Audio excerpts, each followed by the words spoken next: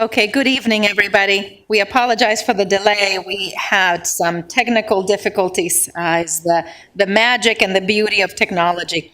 We will now reconvene this special city council meeting. Ms. City Attorney, would you please report the closed session action?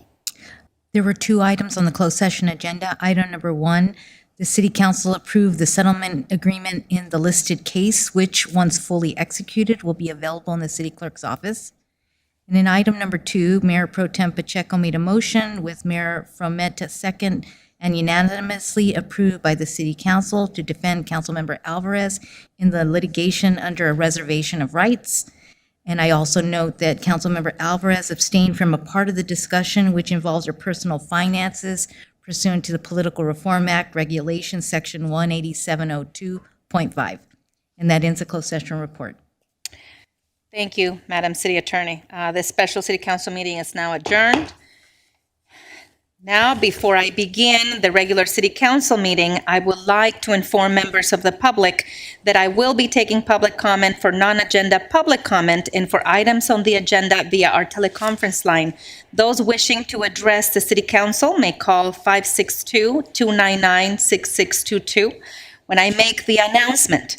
In order to ensure that non-English speakers receive the same opportunity to directly address the City Council, the City of Downey will continue to follow Government Code Section 54954.3 B2 and provide non-English speakers double the allotted time to make their public comments, utilizing a translator.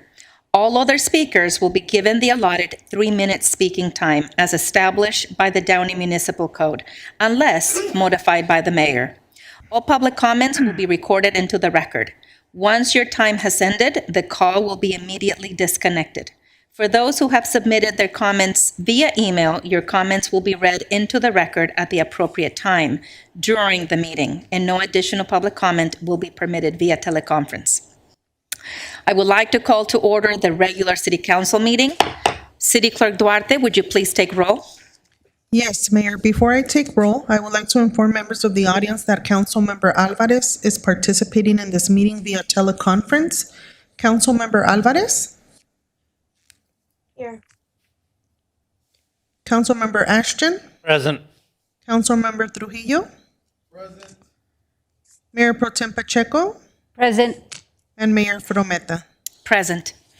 I would like now to call Greg Welch, chaplain for the Downey Police Department, to please lead us in the invocation. Mr. Welch, if you are with us, I see that you're connected. You can please lead us in the invocation.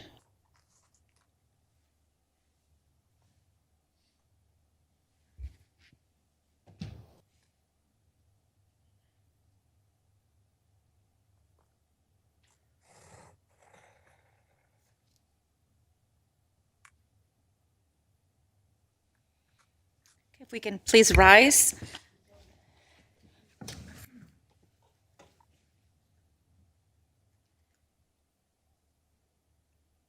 Mr. Welch, are you on?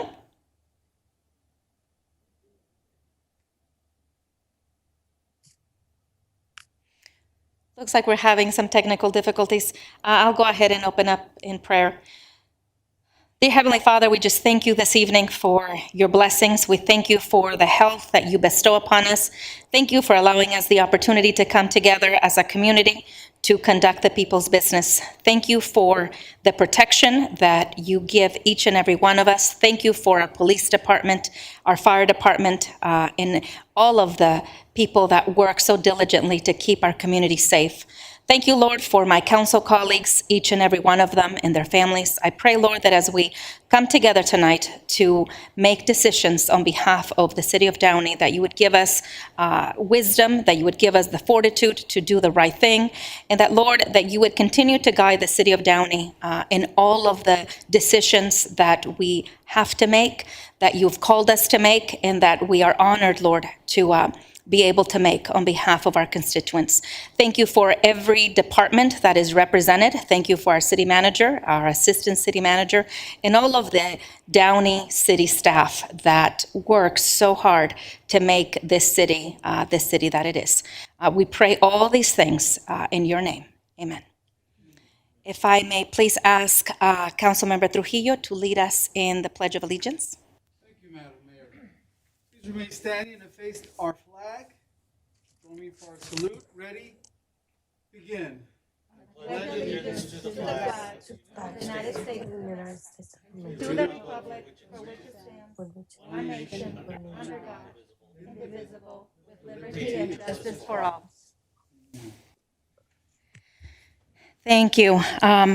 We have two presentations tonight. One is in honor of the Day of Remembrance of the Armenian Genocide, and former Mayor Kirk Kartosian, a dear friend and a friend of the community, is here to accept this proclamation. I'm going to go down and do that.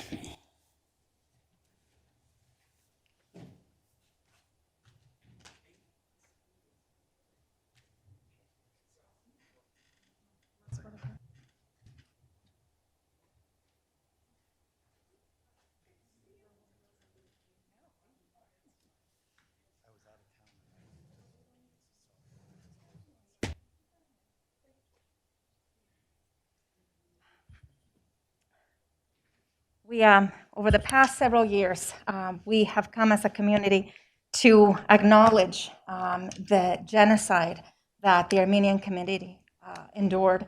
And Kirk, I'd want to thank you for being here today. You have been involved in this community. You're a former mayor of the city, and certainly you have been involved in many aspects of the development and the growth of our community. But you're also a member of the Armenian community because of your background. I would like to read this to you. Whereas the extermination of more than 1.5 million Armenians by the Ottoman Turks and the deportation of countless others is remembered every year on April 24th since 1915 as Armenian Martyrs' Day. And whereas between 1915 and 1923, Armenians witnessed the slaughter of their relatives and the loss of their ancestral homeland. And whereas modern Turkey continues to deny and distort the facts of this genocide of the 20th century and further honors the perpetrators of that crime against humanity as national heroes. And whereas the continued denial of the Armenian genocide by the present-day Turkish government deprives the Armenian people of the right to their own history, and whereas the Armenian people have not received reparations for their losses, and whereas ancestral Armenia lands have not been returned to the Armenian people, now therefore I, Claudia Frometa, Mayor of the City of Downey, on behalf of the City Council and the citizens of Downey, do hereby designate April 24th of each year as a City Day of Remembrance of the Armenian Genocide, and declare that the memory of the victims of this genocide will never be forgotten. I think this year marks an important year because finally the President of the United States declared and recognized this atrocity.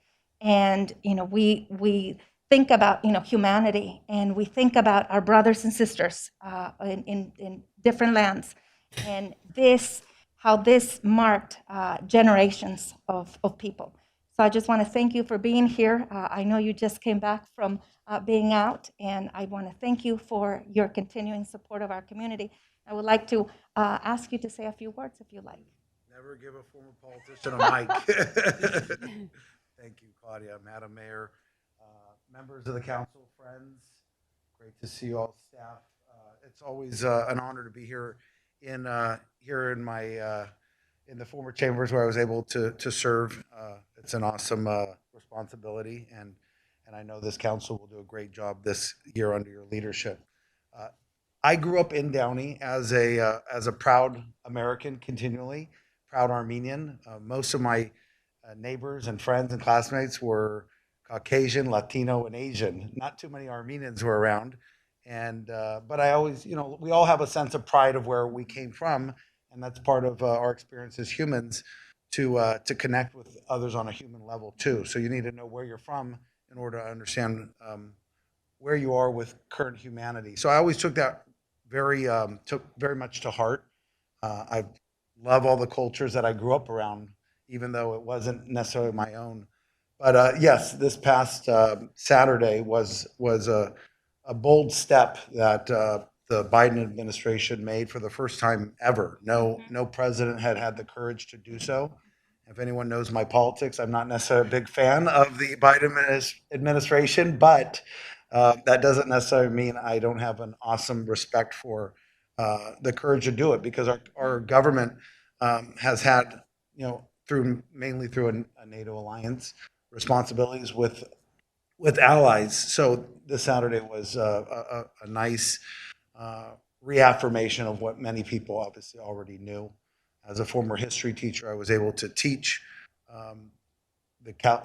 through California curriculum the Armenian genocide, because it was recognized through resolution through the California state legislature, and many countries throughout the world, including Argentina, Brazil, France, the UK, Australia, and many others. So thank you for allowing a part of myself to be to receive this on behalf of the Armenian community.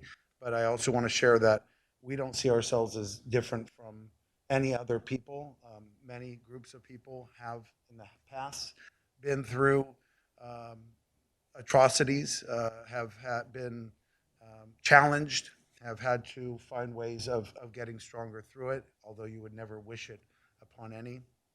And I think that is a part of what we try to learn from it. So thank you, Madam Mayor, and I appreciate the City of Downey and Council supporting this on an annual basis. Thank you. Thank you for being here. Can I ask my council colleagues to join me for a photo?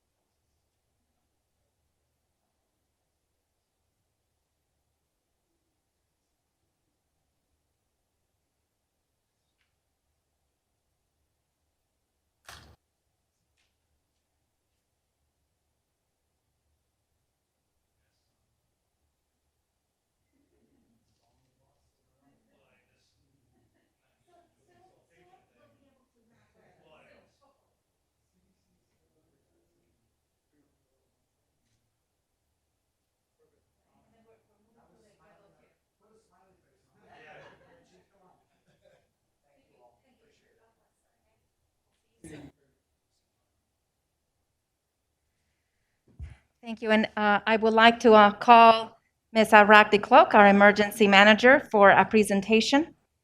It's always nice to see you, Ragdi. Thank you for keeping our city prepared.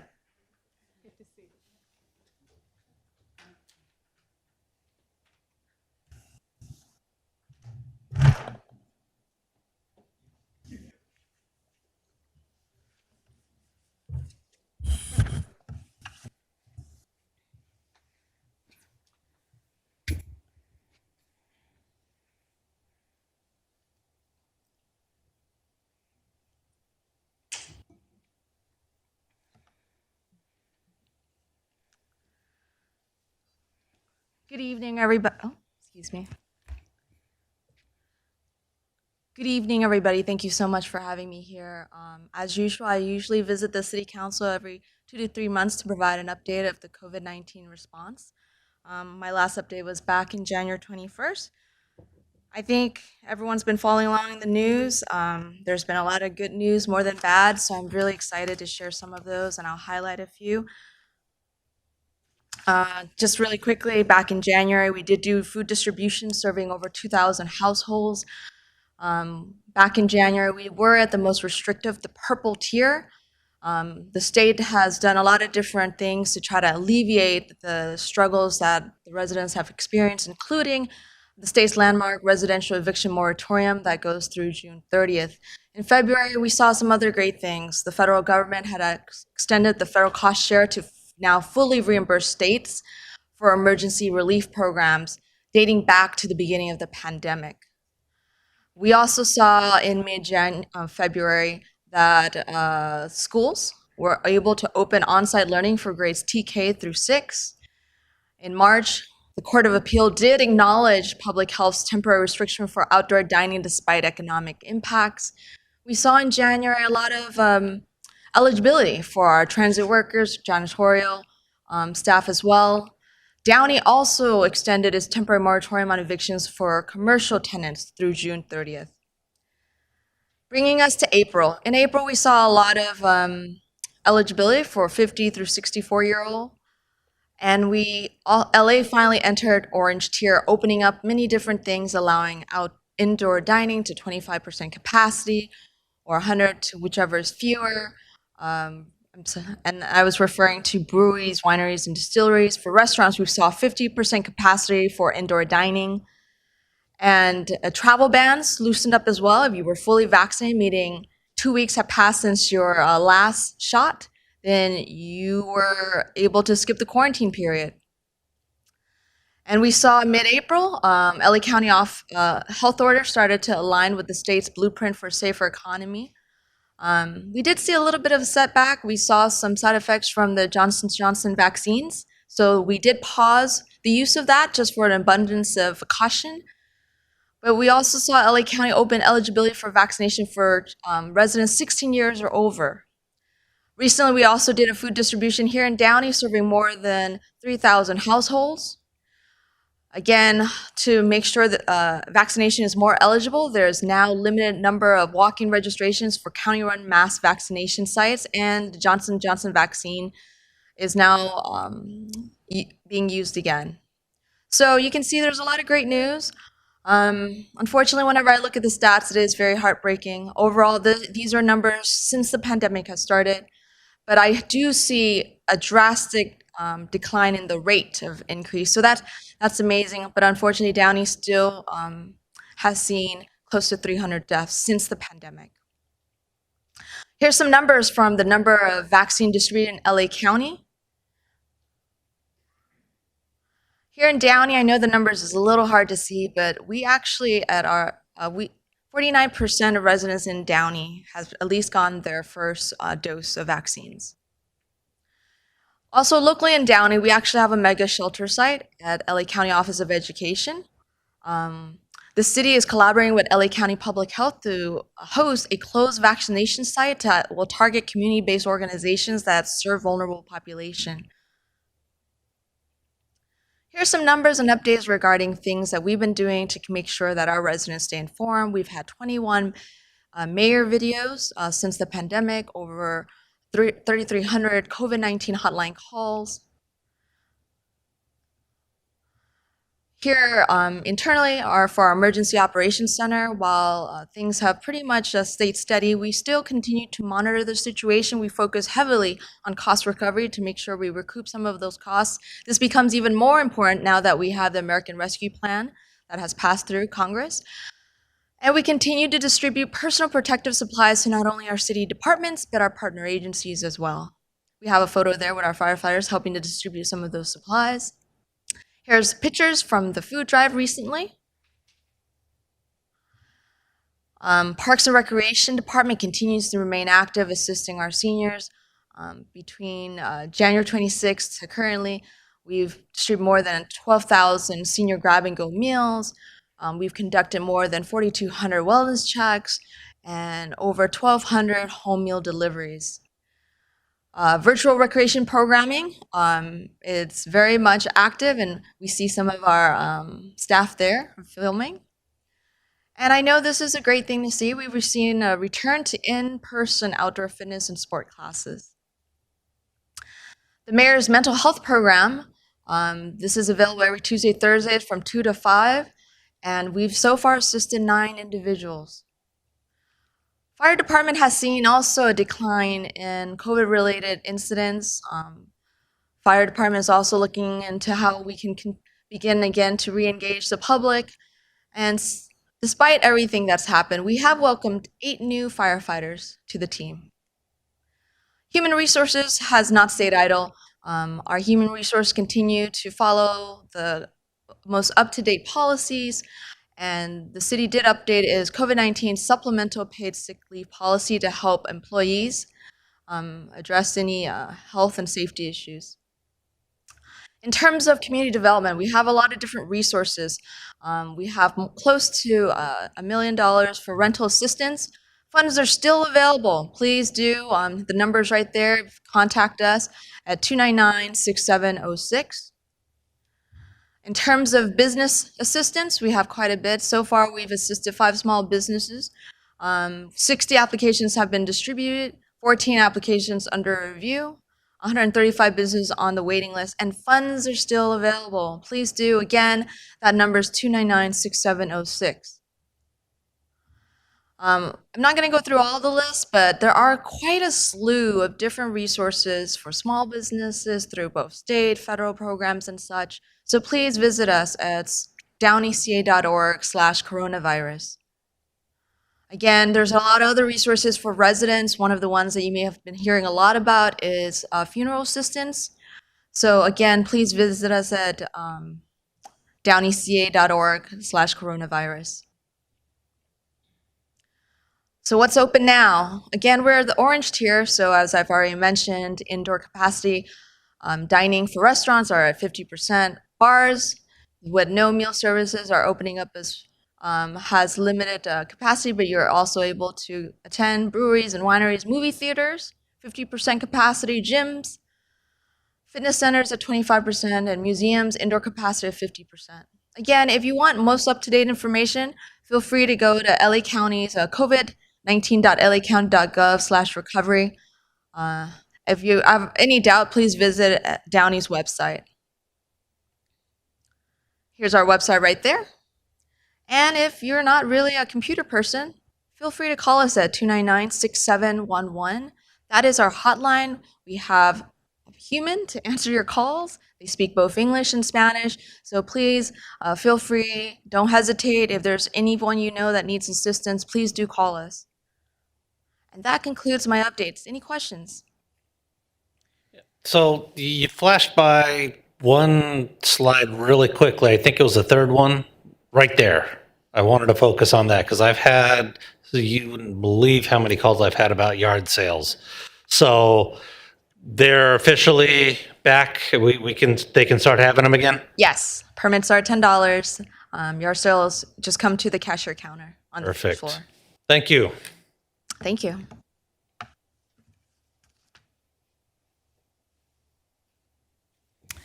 Thank you, Ragdi, for your presentation. Appreciate it.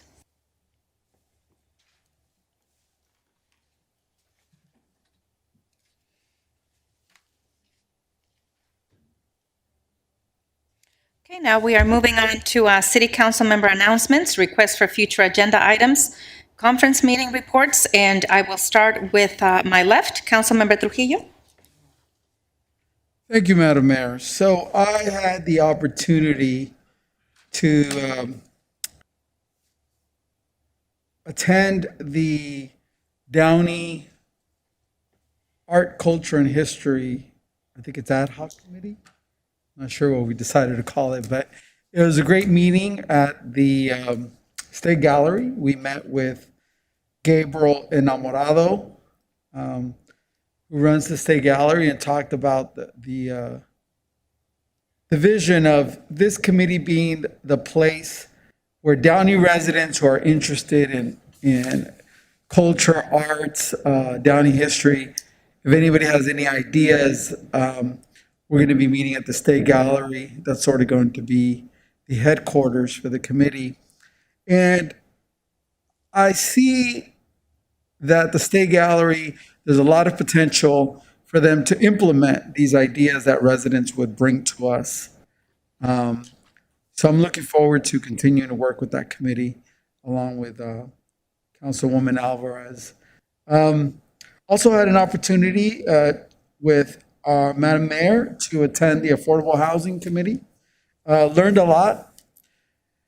Look, I know that when we discussed rent control, I think there was an agreement somewhat, probably amongst all of us, that affordable housing was something that we should try to prioritize for our residents. As we know, about 50% of our residents in Downey are currently renters, and the other 50% are homeowners. It'd be great if we could move the needle and maybe make it a goal to have 10% of those renters become homeowners. right? And if we could achieve that through affordable housing, maybe some down payment assistance in the form of a silent second, right? Because the city shouldn't be in the business of just giving away money, but I think we could invest our money. And one of the safest investments is a deed against a house, a lien against a house, right, to protect our city money so it could be used for other families. So we're looking into that. Land is the issue. Land is very expensive, especially in today's real estate market. So we're looking at different options. So that committee met, and we are working towards that. And just going back to the focus for myself, what I call the BRASS plan, BRASS. I would like city staff to start looking into what is the future of Wi-Fi? Is it really broadband? What are other cities doing? During the campaign trail, I heard a lot about Spectrum, and I'm not trying to badmouth Spectrum by any means, but as a Spectrum resident myself, it's been going down. I think the last year, maybe it's because so many people are home, right? Because of the pandemic, but that shouldn't be the case. I would like Downey to be at the forefront of what the future is in terms of accessing the internet. What is the best thing for a city of our size to do to be at the forefront of gaining access to the internet for our residents? So I'm not sure how we go about that, Mr. City Manager, but I'm curious to see what other cities are doing and how we can be at the forefront of this. And I don't know if the B in brass is going to stay, but that's what the B stands for in my plan, broadband. The next thing, the R is residential streets, as you know. We're very much concerned about that. Again, moving the needle, I'm very big on numbers. I would like to leave my first term, with some movement on those numbers. The A is for alleys. We'll be looking into cleaning up our alleys, identifying which ones are the shady alleys in Downey that we want to clean up and perhaps illuminate with motion detector lights that could be affordable, and perhaps the city can help residents and homeowners with that.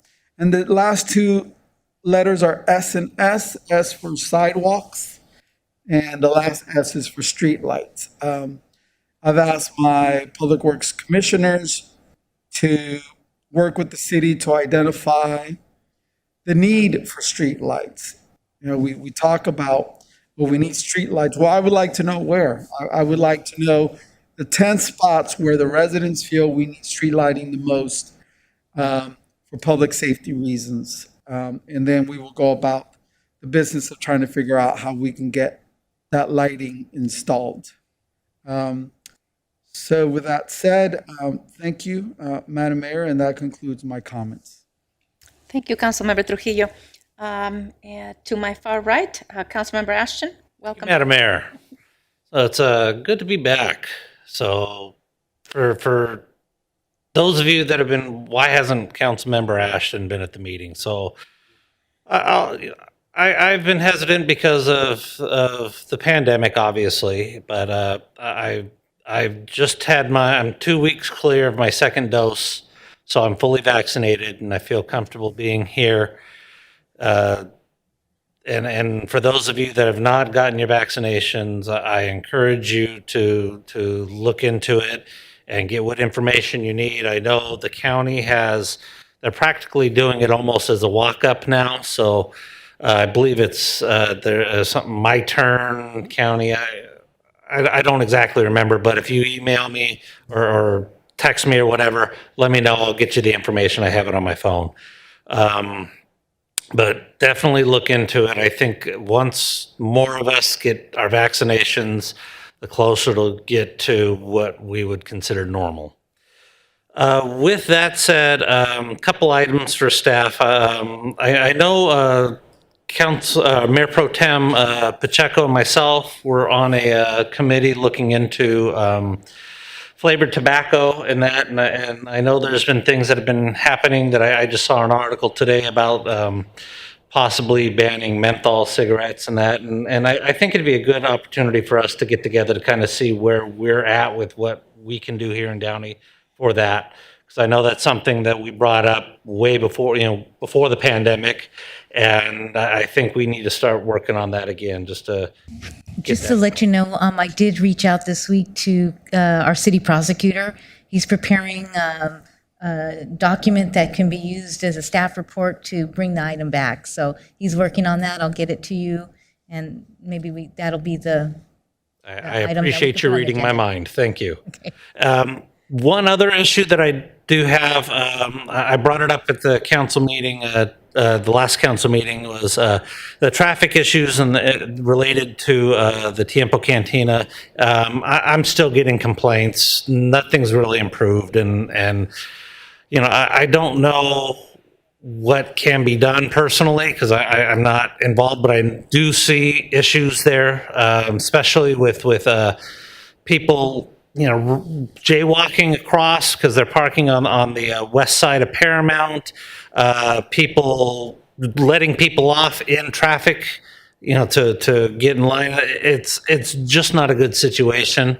A lot of the complaints I've been getting have been from residents on Albia Street, which is a dead-end street that's turned into a parking lot now for the restaurant. And I would like to see if, and I asked this already of staff, but I just kind of wanted to make it public to see if we can look into doing a preferential parking district for that street, because it's really an issue, and I don't see why the residents there should have to deal with their street being turned into a new parking lot for that restaurant. So if we can look into reaching out to the residents and see, well, one, seeing if that's something that's doable, but two, reaching out to the residents and seeing if that's something that they would be interested in as well. From what I've been told of the residents, I feel that they would be interested, but if we can get working on that. And with that said, that concludes my comments. Thank you, Madam Mayor. Thank you, Councilmember Ashton. I'm sorry, one other thing. I apologize. I'm looking at almost an empty auditorium in here, and I was just wondering when we'll be able to open up for public to attend the meetings. One suggestion, I don't know if it's something that would be doable or not, but maybe in another room that has bigger access, like the theater. I don't know if we can do the council meetings there to kind of help with social distancing, but still allowing public in. Or, I know Councilmember Saab brought this up, while he was on council, maybe moving to different places in the city, having meetings at like different locations, like the Barbara Riley Center or wherever, or the Space Center, just to kind of, one, highlight some of the things that we've done, and two, to just kind of mix it up a little bit. So if we can, find out if that's doable. Certainly, one of the things I've been actually in constant communication with our mayor in terms of when we open up, and as the numbers start going, I think we indicated that mid-May would be an ideal time to sort of open up our chamber. Obviously, our city hall. Just to remind the public, the city of Downey has been open longer than any city probably in the southeast at all. So we just essentially shut down for a brief amount of time during the spike in the winter in December. But other than that, we've been open. Moving to, for example, to a larger facility, let's say the theater. This theater is under construction. Actually, you have an item on your agenda tonight, so that's going to be down. But the amount of all our servers are here. It's a huge undertaking and super expensive to do that. So what we'll do is we'll manage the facilities because we're in a different tier now. We'll be able to allow more people in. So those issues will be mitigated as well. So as we move forward. Thank you, Councilmember Ashton. And that finally concludes my comments. Okay. Thank you. Madam Mayor Pro Tem. Thank you, Madam Mayor. I just want to welcome everyone who's watching us this evening virtually. Thank you for joining us for your council meeting. I also want to welcome back Councilmember Sean Ashton. It's a pleasure to have you back. It's nice to see you in person. And I'm glad that you also got fully vaccinated. I also got fully vaccinated last Wednesday. So as a reminder, and before I go on, is Rakti here? I just wanted to thank Rakti can you please thank Rakti for the great presentation? So I just wanted to thank her for the great presentation. As she mentioned, vaccines are now available for anyone over the age of 16. I had the pleasure of getting both of my vaccinations here in Downey at the Mega Vaccination Hub. And I have to say that it was really easy, very efficient. Everybody was really nice. And I've been told by numerous residents that this location is a great location. So if you haven't been vaccinated, please make sure to schedule your appointment so that we can slowly but surely get out of this pandemic. I next wanted to mention some events that I had the pleasure of attending. On March 15th, I was invited as a guest speaker for the Cerritos College Foundation. As an alumni, shared my path from Cerritos College to where I'm at now. And I know I've said this many times before, but for me, helping the youth and seeing them grow has always been a passion of mine. From Kiwanis to where I'm at now, my focus has always been helping the youth. So it's these kind of events that I enjoy where I get to speak to the students. It was a virtual event, but it was still a lot of fun. Also, on April 16th, I had the pleasure of attending a drive-through food distribution with our mayor in collaboration with the Assembly member, Cristina Garcia. We provided enough food to feed families for an entire month. This is amazing. A lot of food was provided, and it's so truly a pleasure being out there and helping the community, especially during these difficult times. And I just want to thank Vania for job well done. It's always a lot of work, and you make it look so easy, even though I know it can be stressful, but great job to our city staff. Great job. And I also want to thank our Downey Police Department because I hear nothing but great remarks. So if we could share that to our police officers about how great they did and how everybody was really happy that they were there to assist. So again, fabulous job. And I'm glad I was able to participate. So I just want to thank everyone for joining us here this evening virtually and for being engaged in your city. And that will conclude my comments, Madam Mayor. Thank you, Madam Mayor Pro Tem Pacheco. Councilmember Alvarez, do you have comments tonight? Yes, thank you, Madam Mayor. So first of all, good evening to everyone and each one of my colleagues. I know we have increased participation in these meetings, and I welcome this participation from our public. Thank you for being engaged, and I will keep my comments brief. So I wanted to clarify something about my medical condition. As I said on my social media recently, I was just in the ER. And I have a chronic condition and it's very painful. I can't sit or still stand for long periods of time. And however, I will always do my best to attend these meetings. Sometimes we'll be able to have a camera on or sometimes not. Community members know that they can always reach me for anything they want. I am very accessible on social media and at my number, which is 562-328-9405. I have put it out there all the time. And my email is calvarez@downeyca.org. So I have a second issue that I wanted to bring up. As many of you know, years ago, I took $20 worth on items from Michael's store in Downey Landing. And these were project supplies for my two boys who were in 4th and 5th grade at Carpenter Elementary School. And unfortunately for me and Michael's store, I was arrested by Downey police. So I have already posted my attorney's response to this matter, but I asked the mayor and the rest of my city council colleagues to release the results of any and all legal inquiries or investigations into this issue. It is very important that we be transparent with the public. Next, someone who used to be homeless here in Downey I want to speak a little bit about current situation. I think we need to make sure that we are helping our homelessness and not victimizing them. I went to a pole park a few months ago and I saw homeless people there, including veterans. Now I don't see them, and I'm really concerned. Um, I think we need to treat this more with vulnerable members of our community with dignity and respect. We need to respect their poverty because they have so little, and we need to show compassion. Let's work on this together.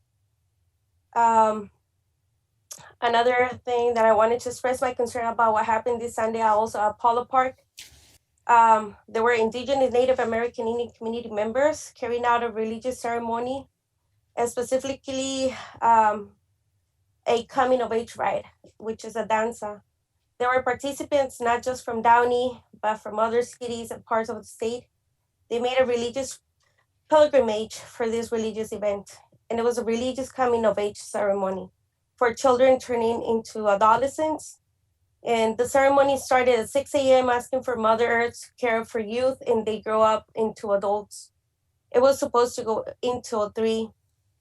The ceremony was cut short by Downey police. There were officers saying they were going to take away the religious drums. And I'm concerned about what happened here. As we know from our First Amendment, the public has the right to assembly, to speak, to congregate for religious purposes, and the community was exciting their religious liberties. Also, I ask again that we spend tonight's public comments. Hopefully we can. No matter who among the council member gets attacked, we don't have a right to talk back to the public. We don't have a right to disrespect the right to first freedom of speech. Our public deserves to have more speaking time. There's no more basis for us to limit the public's time. We need to protect and expand their First Amendment rights. Also, I wanted to request for the staff to agendize a discussion for hero pay. This is for grocery and drug retailers, workers, and Downey for the next meeting. For this item, I have staff prepare a report. Options for council, including pay, length of time, threshold for who will be covered, use neighboring cities that have passed, like Long Beach, Montebello, Los Angeles City, and City County as basis for this discussion. And with this, concludes my comments.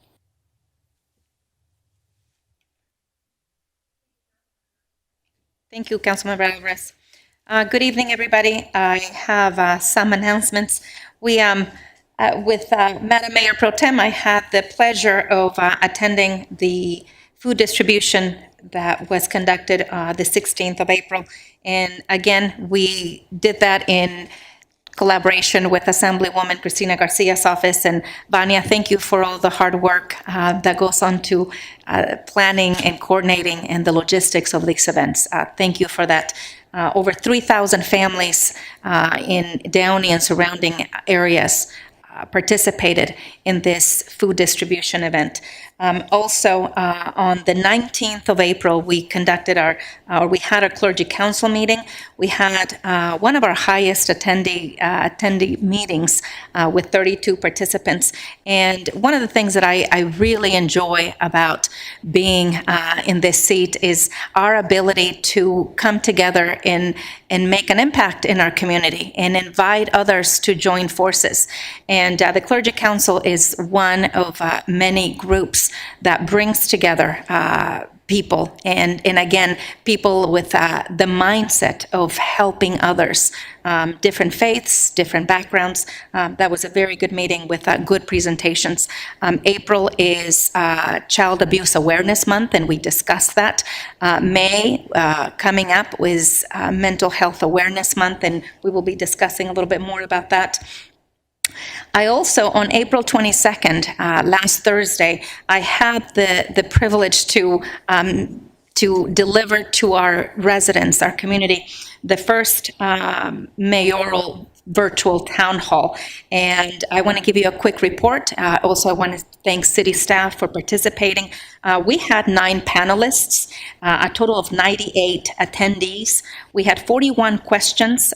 We answered 12 questions on the air, and the rest of the questions are being answered and are being forwarded,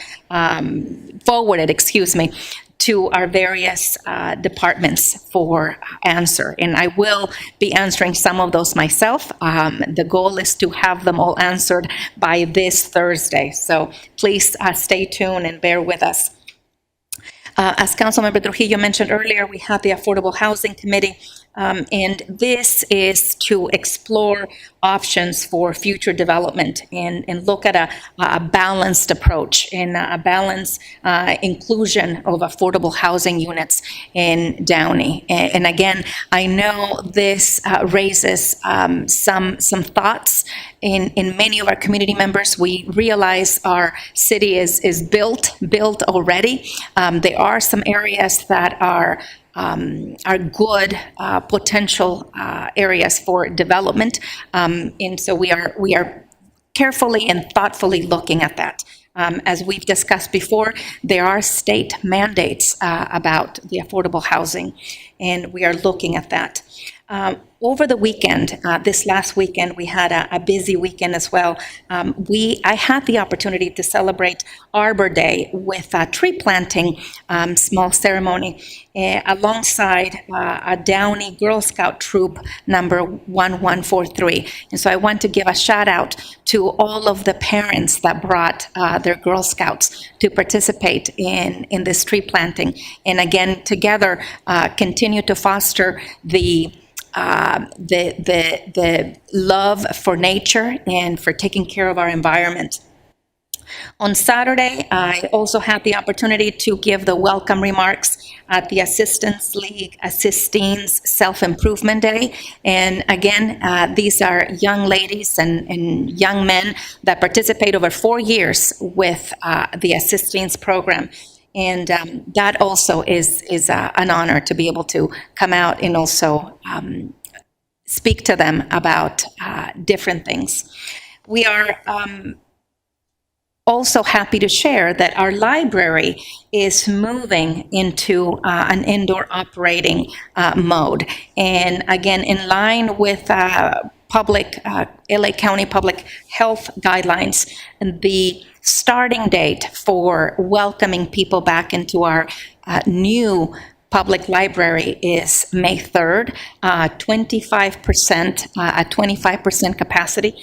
There are announcements that are coming up through our various social media platforms. So we're really excited about that.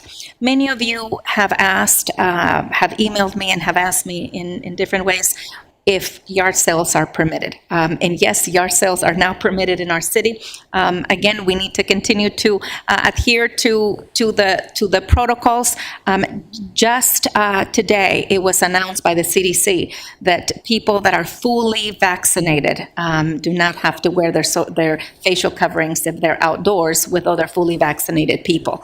And again, we are trying our best to ensure that we are following the guidelines so that together we can move forward into a more normal reopening and post-COVID time. I also am encouraged to know that we are very close to moving into the yellow tier. And again, Councilmember Ashton, you mentioned earlier during your comments, what is the plan? And I think City Manager Libas mentioned we've been having discussions about that.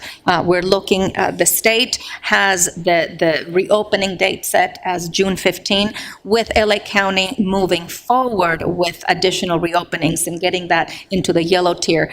We had discussed a reopening of our city council chambers by the middle of May. So that's where we're at. I also want to address a couple of issues. Many individuals, and I think this has been said by other council members, we do have a transient issue, a homeless situation in our city, just as many other cities around us are grappling with.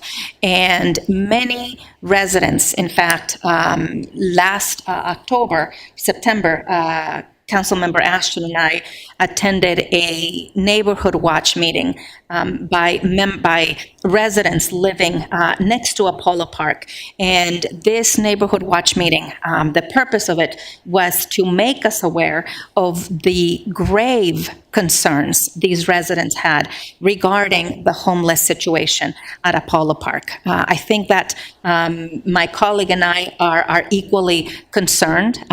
We are equally wanting to have other alternatives to help our unhoused.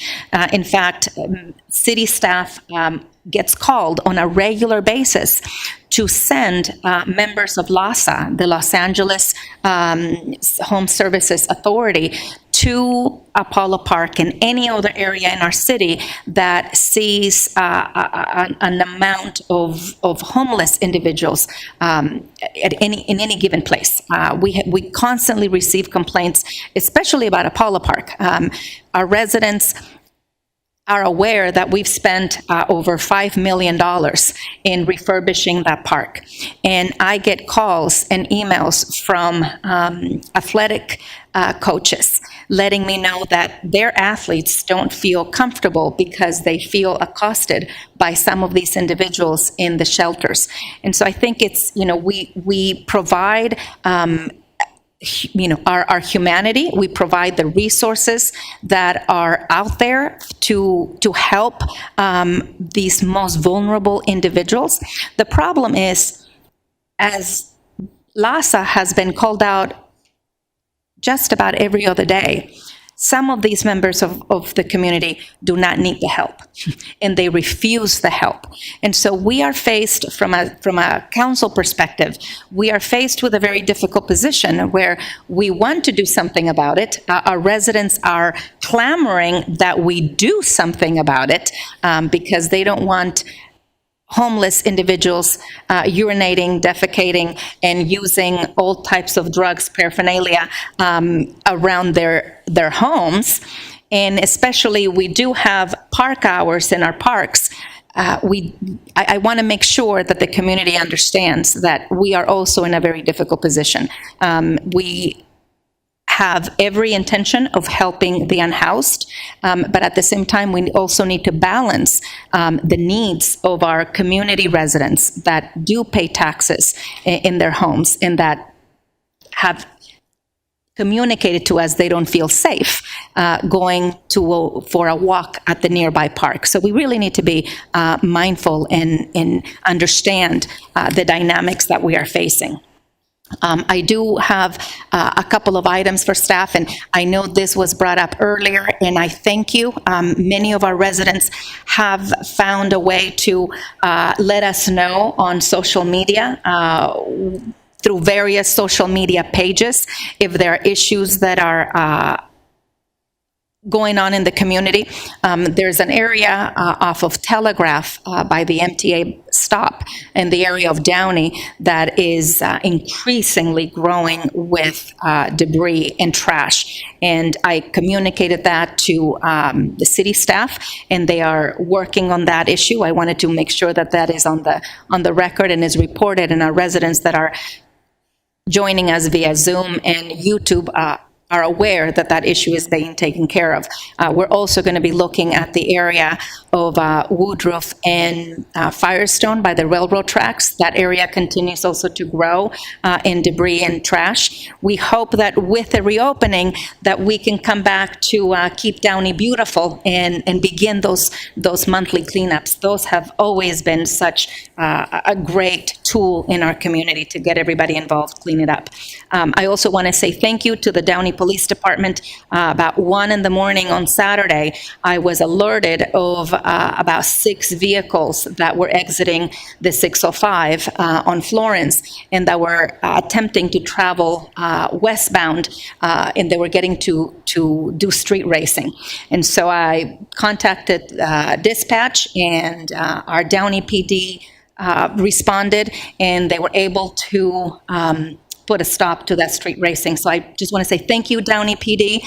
We continue to have a good and strong response, and please continue to do the ongoing street speed enforcement that we've been discussing. That's all I have for now. Thank you all. I always say strong communities are engaged communities. We look forward to having you in person very soon. And one other thing I wanted to mention is with the, that's it. That's all for now. Now is the time for non-agenda public comment.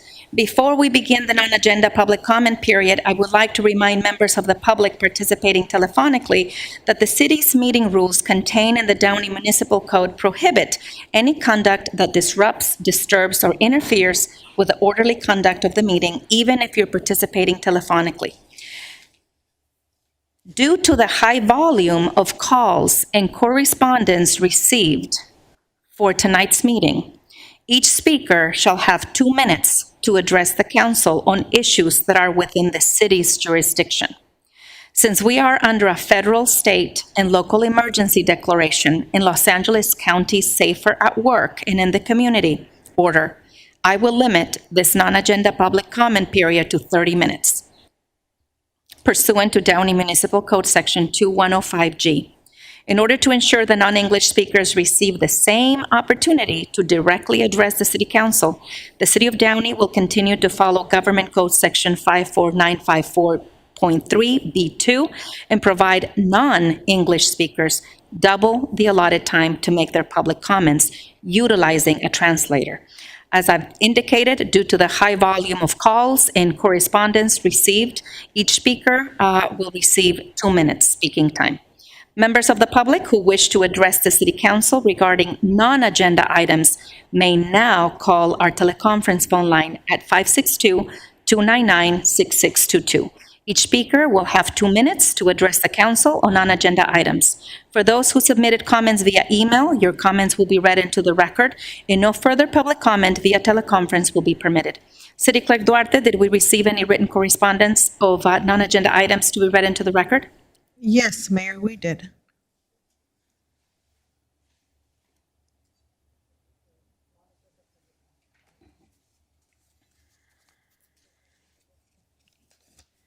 The first correspondence received is from Mary Beth Vergara.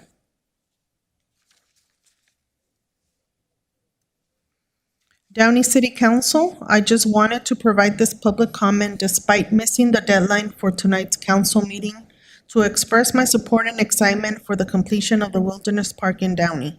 As the project manager for this grant, provided by the Rivers and Mountains Conservancy, I have had the pleasure of working with John Asculi and his public works staff to see this project through.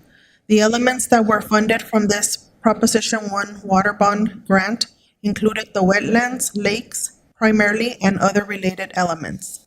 When the project was first evaluated, the strength of the project was that it ensured sustainability and health of the wetlands at the Wilderness Park, enhanced connectivity between the park and the San Gabriel River Trail, and fostered wetlands and riparian awareness and stewardship.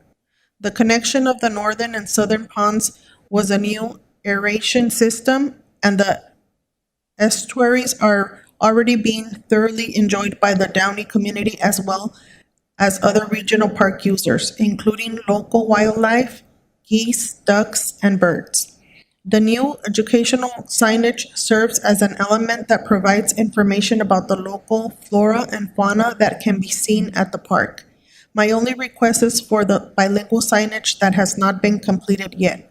On a personal note, I visited the park many times with my young daughters, and I am very proud to have played a role in the renovation and enhancement of the ponds, which function as wetlands in my own city's backyard. The park has set a high standard for other local and regional parks, and that is something to be proud of. Look forward to future collaboration with other park projects. Congratulations, city staff and Downey residents.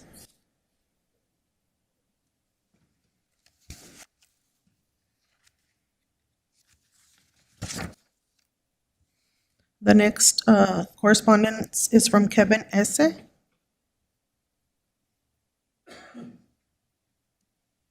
The human race is eternally torn between dwelling tendencies and impulses, order and chaos. We are chaos and unlimited potential at our core. It is for this reason that we seek guiding principles to create order in life, so we can function in the world. The city of Downey will realize its true potential when it recognizes that our chaotic core is not given its just due within our society. Too often it is demonized as something wrong or something to be feared. Downey currently lacks the capacity to envision a world in which order and tradition can channel the rich power of our internal chaos. Neither tendency, order, or chaos need dominate within our society. Order can be configured to allow the chaotic expression of society to ignite and manifest our passions and power of creativity. The way for Downey to cement this acceptance of these dwelling tendencies is by recognizing that we are first and foremost sovereign individuals, accountable for the consequences of our actions and choices. It is important to understand the necessity of restraining passion at times to organize life within orderly communal values. I would love to see Downey City Council advocate for policy that respects the nature of both chaos and order. It becomes necessary to not sway too far in any one direction, because a repression of either tendency will cause harm to society. This city will truly be magnificent once it learns to recalibrate its collective and communal approach often and as needed to perpetuate balance. Balance is key.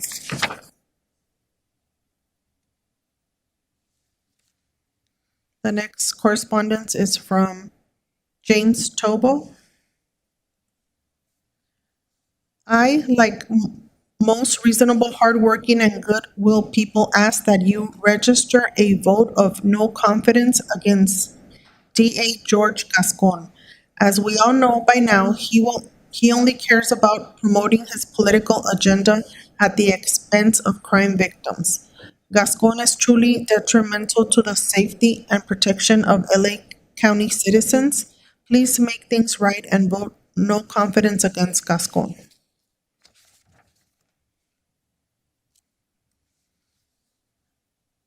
The next email is from Robert Cabrera. I've been a resident of Downey since 1979. Have noticed the changes in the last 10 years and gone worse.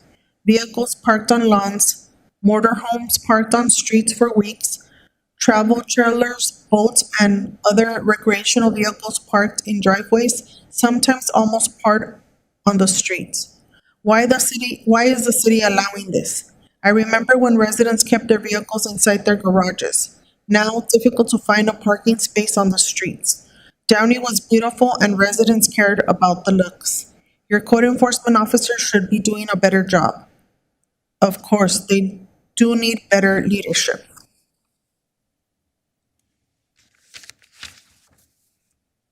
Next correspondence is from Cecilia Rojas. Hi, I am a City of Downey resident for the past 6 years. I moved here from Long Beach after the father of my children was murdered by gang members, ESL gang, as the ex-wife of Thomas Palmas, rest in peace, and in behalf of my children and grandsons who cannot see the father and grandfather because he was murdered, I'm asking city mayor and members to please, for the sake of the city as well, vote no confidence to get District Attorney George Gascon out I noticed more gangsters also been out doing graffiti in this beautiful city.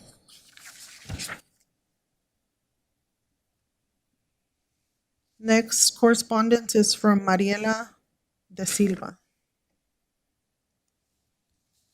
Hello, I'm asking the Downey City Council to follow the lead of great cities such as Beverly Hills, Santa Clarita, Pico Rivera, and La Mirada and approve a vote of no confidence in George Gascon's reforms. We stand against his special directives and his reforms, which protect dangerous criminals while ignoring the cries of victims' families. These families deserve justice. By denying prosecutors from filing for sentencing enhancements and barring them from being involved in the parole process, he is advocating for the early release of these 5 criminals. When we disregard the actions of criminals, we put our community in danger and undermine the work that law enforcement is doing.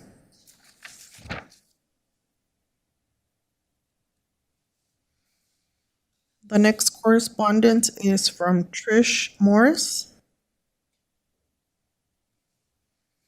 Good evening. I once again am compelled to ask you to resign your position as city council member. It has come to my attention that you may have assisted in the organization and/or sponsorship of an event held at Apollo Park on Sunday, April 25th. The flyer I saw indicated that it commenced at 6 a.m. Was this event sanctioned by anyone in an official capacity in the employ of the city of Downey? Was a permit obtained? Did the city collect the appropriate and applicable fees from vendors? It appears to me that you are under the misguided impression that your position allows you to act without regard for the law. Historically, elected officials are held to a higher standard. Please vacate your seat and let someone who cares about our fair city, its residents, and laws occupy it. Thank you. Next correspondence is from Joseph Bartolo. My name is Joseph Bartolo, and I am a resident of Downey. Catherine Rojas Alvarez has made libel and slanderous statements about me on her Facebook page. That was dated on April 21st, 2021.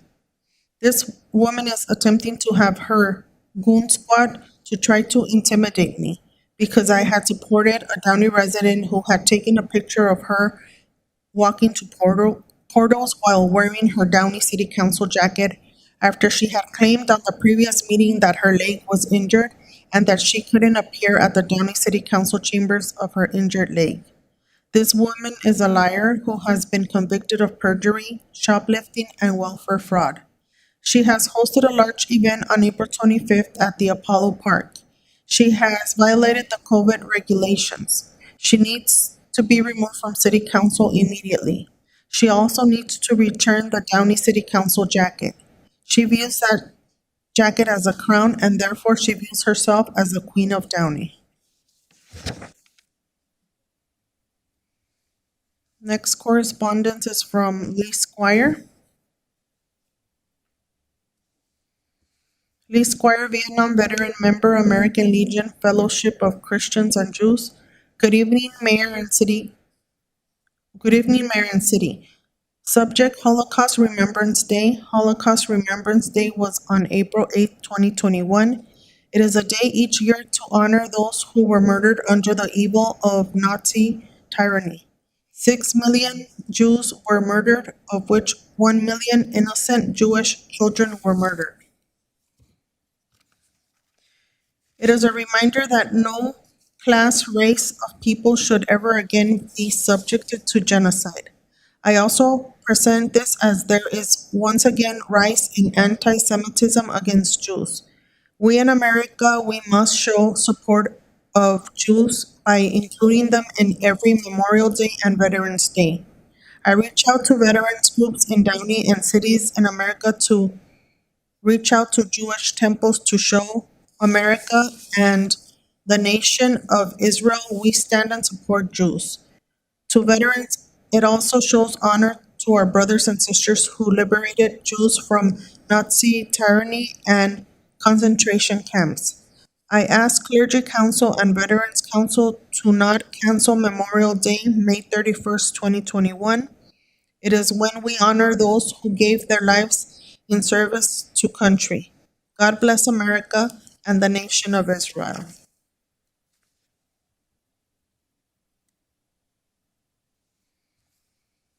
The next correspondence is from Lisette Rivera.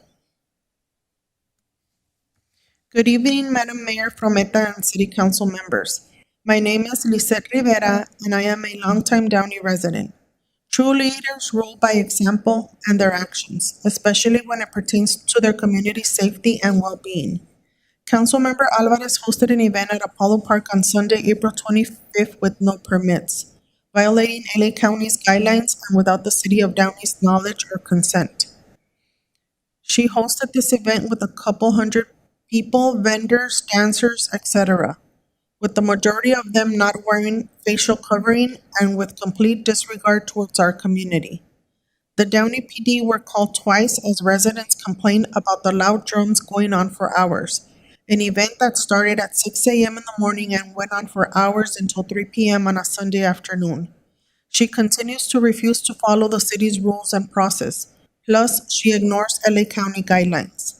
And she has the audacity to wear her Downey City Councilwoman jacket during the event, almost like a shield to do what she wants, when she wants, and how she wants it, yet expects others to follow rules and guidelines except for her. Talk about entitlement. Rules for thee, not for me. She is liable and should be held accountable for making decisions to host an event without prior approval, failing to adhere to local and state mandates, disregarding the health of citizens, and exposing COVID-19 to our community at large. Why was this event not shut down? If any one of us would have had this type of event, it would have been shut down immediately. So is someone getting preferential treatment? Talk about entitlement. Rules for thee, not for me.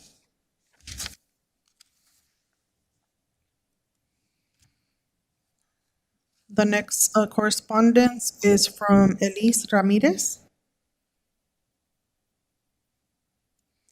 On Sunday, April 25th, 2021, Catherine Alvarez organized and authorized an event at Apollo Park without permits and also violated the current LA Public Health COVID-19 guidelines. Just 2 days before her event, the welfare fraud con artist Catherine was crying wolf, requesting pity, claiming to be in pain and the possibility of having COVID. Then 2 days later, Catherine has the audacity to not adhere to local and state mandates, disregarding the health of this community with her outrageous event, including loud live music, no permits that went on for hours. Catherine, how much were you paid under the table by the vendors at your event to look the other way and not obtain the proper permits? I am not surprised Catherine does not care about others in the community but herself. I couldn't enjoy the day at the park with my family because of the large gathering and loud music. How dare you, Catherine Alvarez? You are a fraud and must be held accountable for your destructive behavior. You continue to place your personal interest above the interests of the community to enrich yourself. Rules for thee, but not for me, is Catherine's motto. Show your face at council meetings, you coward. I ask for City Council to investigate and hold Catherine Alvarez accountable for hosting an event without permits that are required by all citizens. Holding a title does not give her the right to be above the rules and law.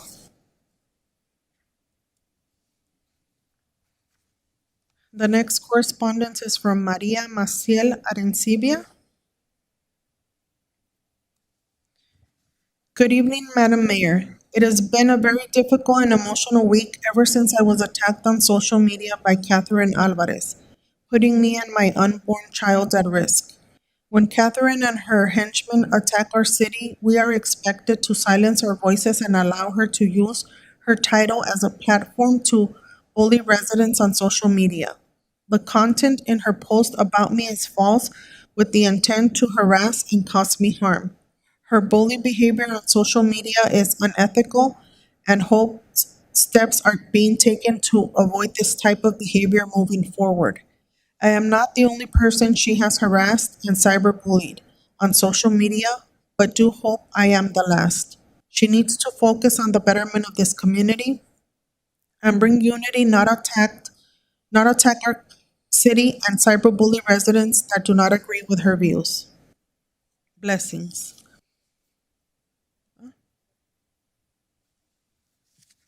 Mayor, that is all on the correspondence, and we'll move on to the calls. Thank you. Can I please have the first caller? Yes.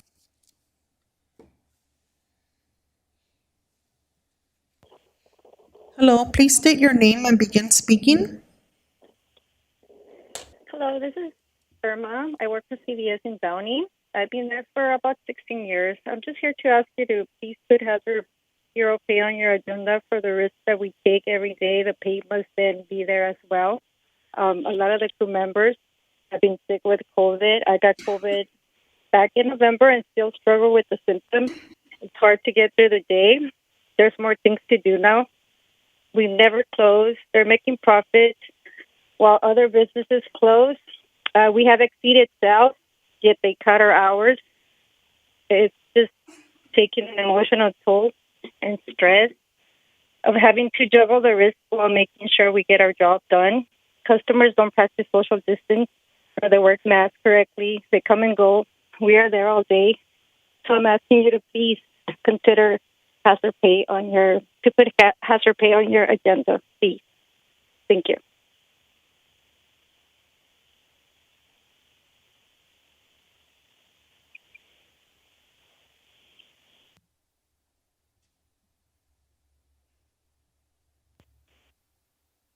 Hello, please state your name and begin speaking. Yes, I want to start off by saying that right now, as we're talking about COVID-19, let's remember that the person who gave the presentation says we've had 300 deaths. Not only that, only 39% have taken their first vaccine. Now, if you're looking at other studies, you'll realize that people are actually not going back for their second vaccine. So when we see our representatives not open City Hall, but allowed the schools, the restaurants, the businesses, everyone to open, people should take into account that what's happening is they're not trying to open. They're trying to keep it as closed for as long as possible because they like the way they're running the show. Now, I will say I got to ask Pacheco and the mayor, are you guys stupid? Because you guys know about COVID, but here you are with Kirk Kertosian and Mario Trujillo shaking hands and giving hugs to each other. Pacheco, you just said you took your second vaccine last Wednesday. That's not even 2 weeks. What are you doing? Man, idiots. Also, for the food giveaway, you guys are not telling the community that Cristina Garcia is a sexual predator who has suffered litigation for harassing two of her staffers, as well as she's trying to privatize the water of Downey and the entire LA County with AB 1195. And just so you know, to the Downey community, Claudia and Pacheco, you guys were barely there an hour because we went to protest and you guys were not there a majority of the time. So like every other politician, you're trying to take credit for the minimal work that you're really supposed to be doing. Finally, I'm going to tell you, Fermenta, please, I had to hear you be a hypocrite all the time about how you help your community, but here's emails of you to leave us.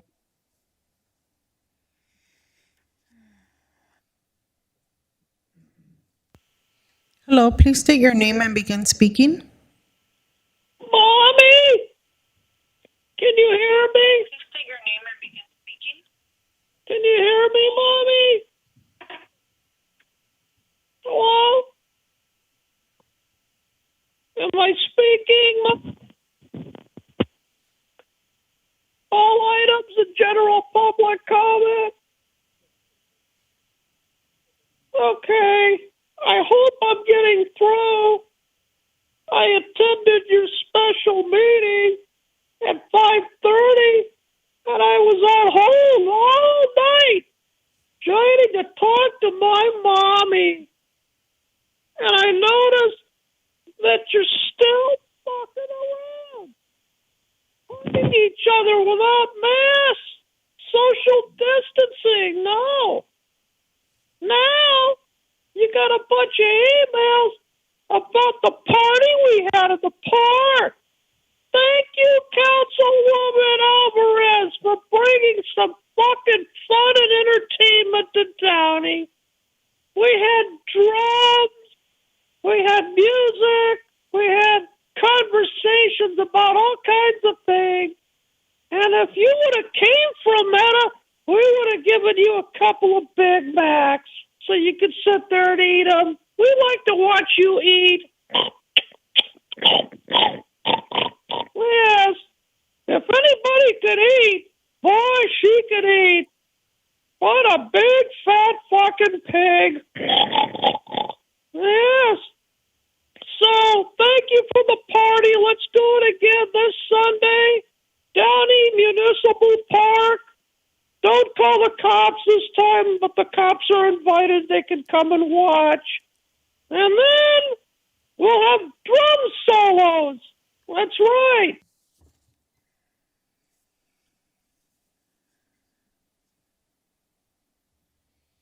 Hello, please state your name and begin speaking. Hello, good evening, council members. My name is Brian Medina, and I'm a community organizer of Tree People. As we're entering into another drought, water is super important for our communities here in Southeast LA, and Downey is no exception. We're working on a state-funded project called Water Talks, which is aimed at getting feedback from community members across LA regarding their water needs and concerns. And I'd like to invite you all and the Downey community to take our 10-minute water survey by this Friday, April 30th, and help guide how millions of Prop 1 dollars are spent on future water projects. Some questions cover topics such as water costs, mosquito control, and stormwater runoff and flooding on local streets. And all participants will also be entered into a raffle for a $100 gift card. You can always go to tinyurl.com/waterla, or for Spanish, tinyurl.com/aguala to participate today. You're also free to email me at bmedina@treepeople.org or call me at 562-584-1410 if you have any questions. And I also would love to share bilingual flyers with more details. Just 10 minutes of your time will help just guide how we can all have safe and clean water anywhere in LA County and all of Southern California. Thank you so much for your time, and I hope you have a good evening. Thank you.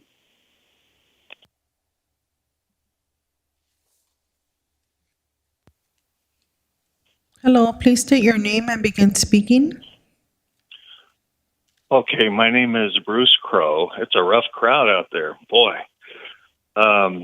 Anyway, I think if we just pay attention to our American roots, in which we have from the battles of Lexington and Concord on April 19th, 1775, where the British tried to confiscate patriots' gunpowder and assets, which was the beginning of the War for Independence.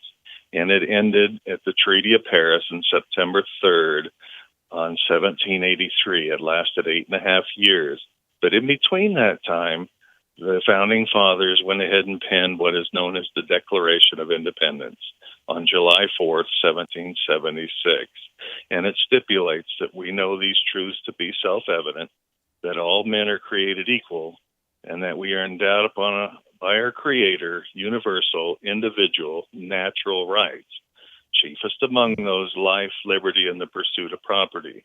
But focusing on life, understand that God gives us this life, and that God is a sovereign being. He is not a sun, he is not a mountain, he is not a river, something that you would find at Miss Alvarez's gatherings. You'll find some of that kind of verbiage down there. And that the life that we are given as individuals, that we are sovereign human beings as well. And we are accountable for ourselves. Even in the womb, we are accountable. So when we start treating people as individuals instead of a collective, we'll be able to have respect for each other, and we'll look past the skin color and ethnicity of people, because that is just an incidental event in your life or at birth. The truth is that that tells us nothing of really who you are as a person. So we need to just look at people as individuals Time is up. and not.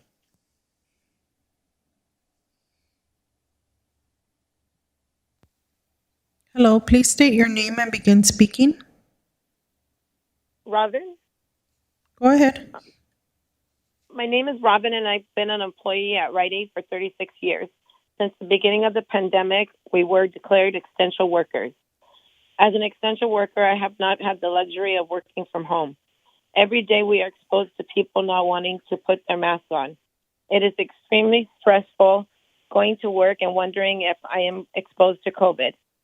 As coworkers continue to get sick with COVID, I think about the risk I take on a daily basis and how I do everything I can not to bring it home to my family. I ask for your support today.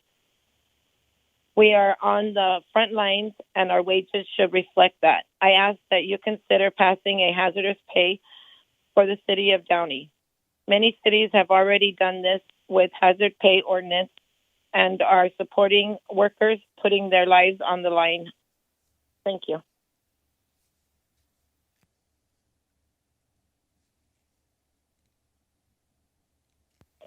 Hello, please state your name and begin speaking. Hello, my name is Melissa, pharmacy technician at CVS Pharmacy in Downey. This will be my 5th year. I'm speaking about my experiences for hazard pay. Last year, when the pandemic began, we offered COVID testing and we helped the public. And when the public was panicked, they would come into the store demanding to be tested for COVID, even though we could not offer scheduling in the store. We've had to deal with customers that refuse to wear masks, that don't respect the 6 feet apart rule. Even though we have a barrier, they still speak around the barrier, try to poke their head through the barrier. And now that our store is actually offering the COVID vaccine, it doesn't seem like business is slowing down. If anything, the company has profited during all this time. And as we put the safety of our customers ahead of ours, our safety is not being considered. We are a vaccinating store, and the capacity of the store has increased. It's not just shoppers. It's not just people filling prescriptions. It's people who have to stay in the store for 15 minutes in order to be monitored. Because, again, we put their safety ahead of ours. We want to make sure that they are okay. And people being social, they do not come alone to be vaccinated. There is no limit. CVS doesn't say come alone. People come with their family, their children, their caregivers. And as I am vaccinating people, I am definitely less than 6 feet apart from them. And their family members hover over me. The aisles are packed with people, and people receive an incentive. After a second dose, are encouraged to stay in the store and do shopping. Again, the business is profiting, and we are put at risk. And this is why I ask that you consider hazard pay. Your for time those is up. technicians.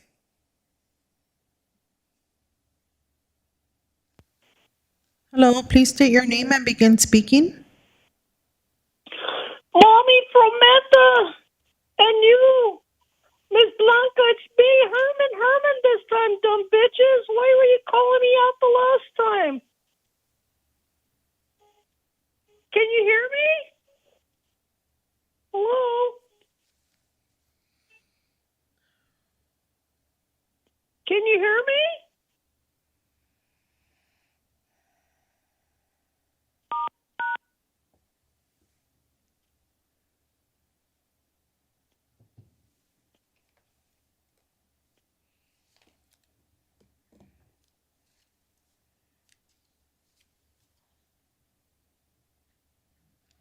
If the speaker's not speaking, we can hang up. I'm not here. I can't hear. Are you there? Please speak, or we will disconnect. Well, it's me, Mommy. It's Herman this time. You mistaken me the last time for Mr. Puppet, and you got confused, I think. Please Now, speak. Are Please, we in general public? please get to your point. Are we in general public comment, please? Hello? Mommy? Are you listening to me? Madam Mayor, I think we should disconnect. I think so too. Please disconnect.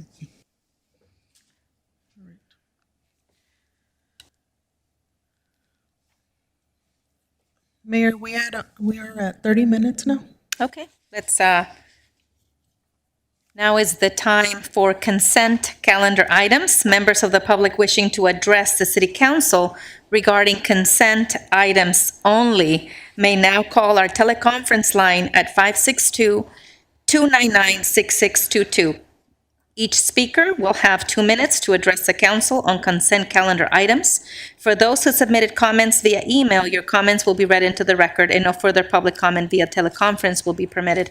City Clerk Duarte, did we receive any written correspondence on consent calendar items to be read into the record? Yes, Mayor, we did.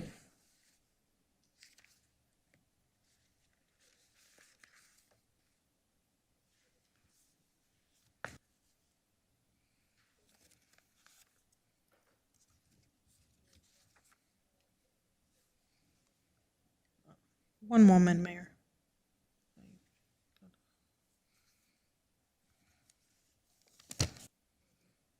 We received correspondence from Dorothy Pemberton regarding Code of Ethics, item number 9. Good evening, City Council. Last week, Council voted in a Code of Ethics for commissioners and committee members. Excellent.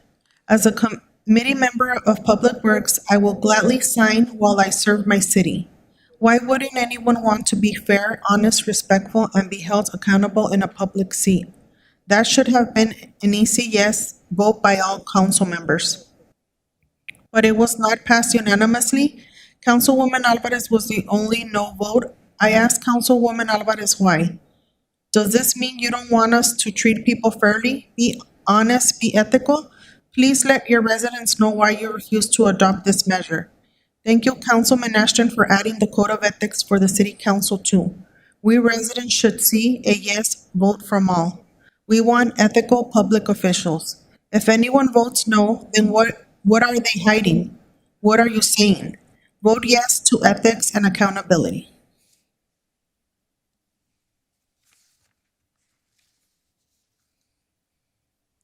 The second correspondence is from Lee Squire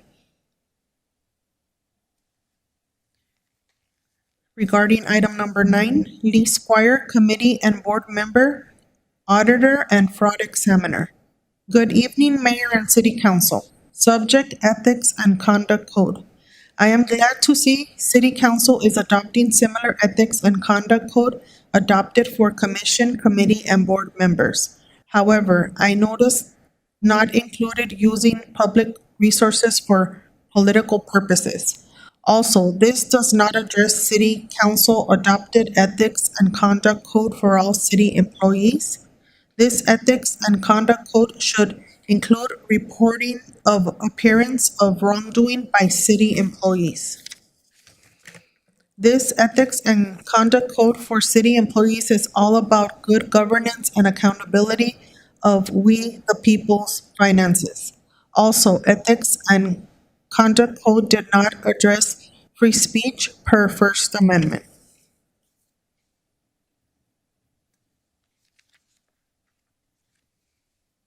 Mayor, that is all on the correspondence, and I'll move on to the phone calls. Thank you. Yes, please, let's go to the phone.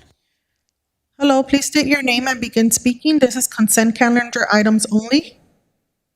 My name is Teddy Juarez. Hey, Catherine Alvarez, keep your camera on, you stupid illiterate cunt. And hop off that bitch Rodolfo's dick. Hop off that bitch Rodolfo's dick. Hello, please state your name and begin speaking. This is consent calendar items only. Hello, please state your name and begin speaking. This is consent calendar items only. Are you there, Mommy? Consent items. Mr. Herman, can you please lower your device? How about now? I keep getting static, Mommy. And it seems like there's a delay in my call because each time I try to listen to hear you guys, I can't hear nothing. And your closed caption is so small, I can't read. Are you discriminating because I'm blind? Mr. Herman, this is consent calendar items. Go ahead. Okay. Regarding the issue on ethics, well, you see, a long time ago, California Constitution protects our rights as disabled citizens to participate in town hearing meetings. But apparently, law school case brief Snyder versus Phelps 580 F3D 206 for the record regarding homosexuals. Fuck homosexuals. Can you please stay on topic? Are you If not, crazy? disconnect if he's not going to stay on topic. Homosexual motherfuckers. Niggas. Councilmember, I'm sorry, Mayor Fermetta, we can disconnect.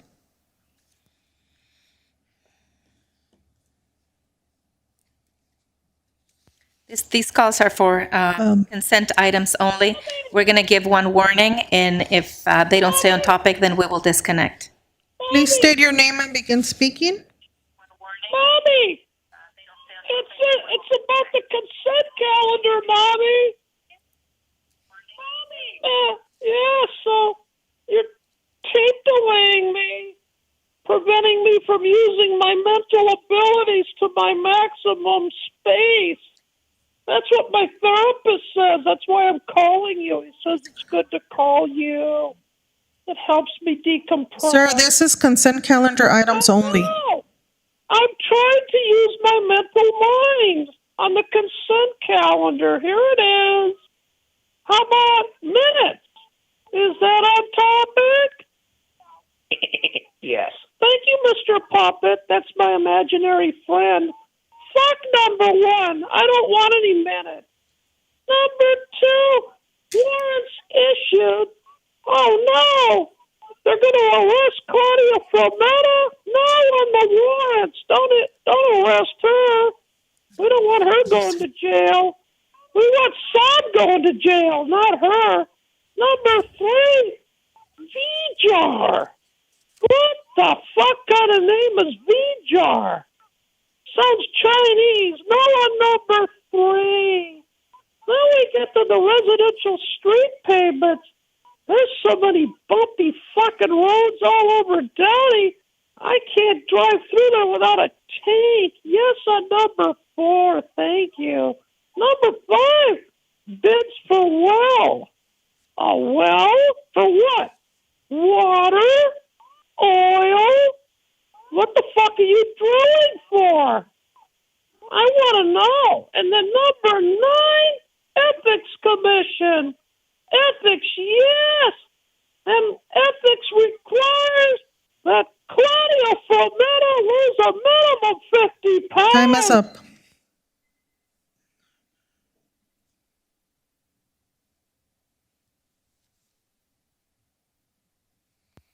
Hello, please state your name and begin speaking. This is consent calendar items only. Sí, un traductor, por favor.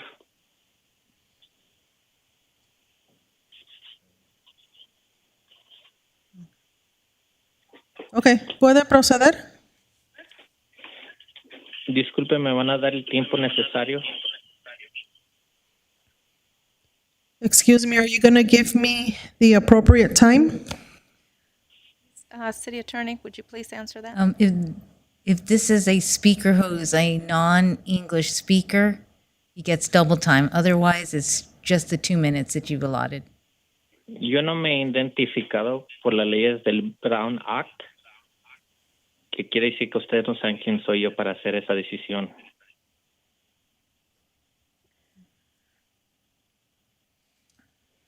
Puede proceder. Me van a dar el tiempo necesario porque esto es una violación de mis derechos. Are you giving me the necessary time? Because this is a violation of my rights. You have 2 minutes, now a minute and 37 seconds. Go ahead. Última vez, yo no me he identificado Last time I didn't identify myself. por ley del Brown Act.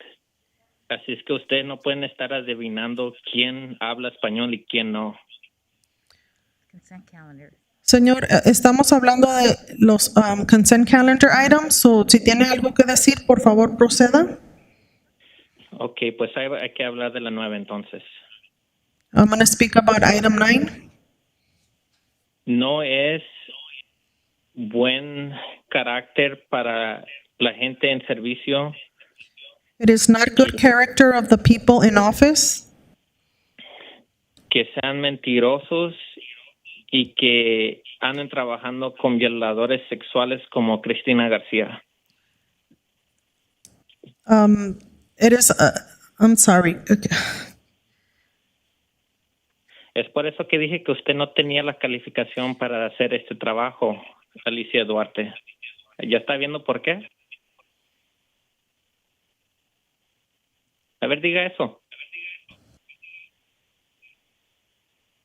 Ha perdido mucho tiempo y ustedes no traducieron ni me dejaron hablar el minuto que yo debería de tener como hablador de español. Y voy a hacer un reporte legal contra la ciudad y el mayor. Gracias.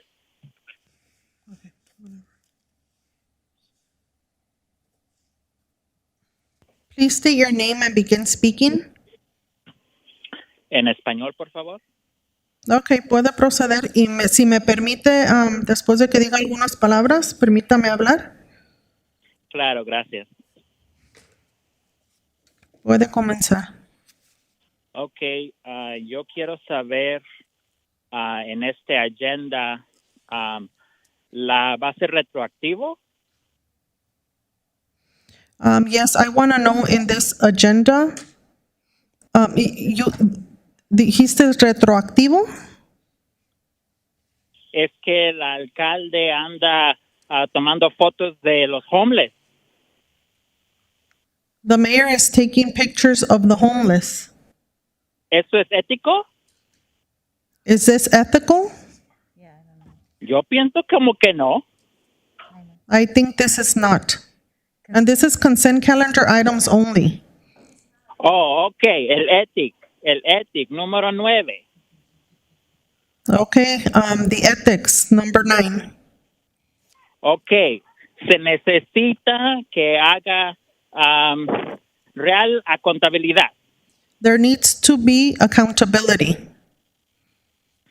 Porque el alcalde está defamando al público.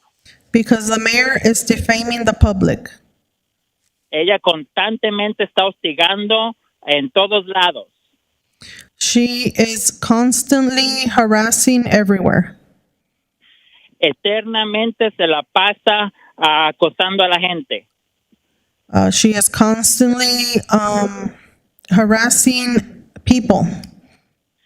So, se necesita ética verdadera. There needs to be true ethics. No este simbolismo que quiere poner el alcalde. Not just the symbolism that the mayor wants to bring. Porque ella se pone esa máscara de la bandera. Because she wears the mask of the flag. Pero realmente no le importa la Constitución. But in reality, she doesn't care about the Constitution. Ella constantemente ataca el First Amendment. She constantly attacks the First Amendment. Ha atacado a muchos miembros de la comunidad. She has attacked many members of the community. ¿Eso es ético? Le pregunto otra vez. Is that ethical? I ask you again. Thank you. Your time is up.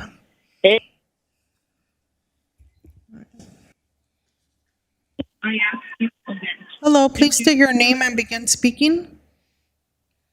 Hi, good evening. I wanted to comment on the Code of Ethics. And what I wanted to say about that is that this is very necessary for the city to have. I remind the public that this is a precursor to fraud when an FBI or when the FBI kicks in the doors for these corrupt politicians that we have here, completely putting the business interest and their own personal interest ahead of the people. What they will resort to, or one of the first things they'll request is going to be that code of ethics. and this becomes a way, an out for people such as the current council to be able to get away with this type of stuff. On top of that, I'd like to double down on something that has previously been said. Ms. Romero has constantly violated our constitutional rights, and it's just an egregious violation of the Brown Act and our First Amendment rights to have, even on just today's meeting on such short notice, have our time cut to 2 minutes. This type of stuff cannot continue to go on, and perhaps the Code of Ethics is the necessary measure to go ahead and restrict that. Now, I am curious about who is the person who, or the group who does get to implement or sit down and actually stipulate what sort of measures are to be included into the Code of Ethics. And so if you could please clarify that. But on top of, just to conclude, please remind the public to not let this go by. The Code of Ethics is extremely important. It is not just a symbolic gesture. It goes beyond that. Thank you. And Prometa, please stop violating our rights. Thank you. That is all, Mayor. Thank you, Alicia. Mayor, I have one announcement in regards to consent calendar item number 6. In the staff report under the discussion section, paragraph 3, there's a correction to the dollar amount there. The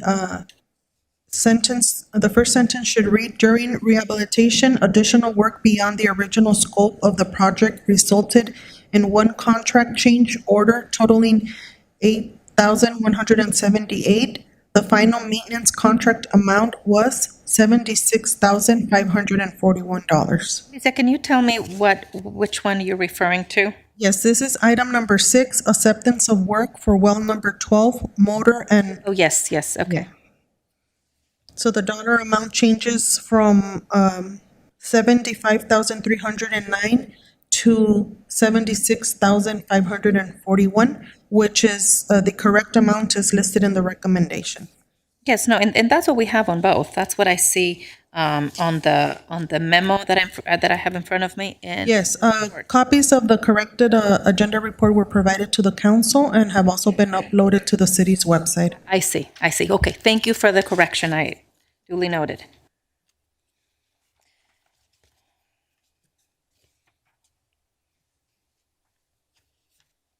Okay, do we have any council member that would like to remove or abstain from any item in the consent calendar? Yes, Madam Mayor, I would like to pull out number 9. Okay. Anybody else? Well, I'll make the motion to approve. I'll make a second. And City Clerk Duarte, would you please take roll? Yes, Mayor. Councilmember Alvarez?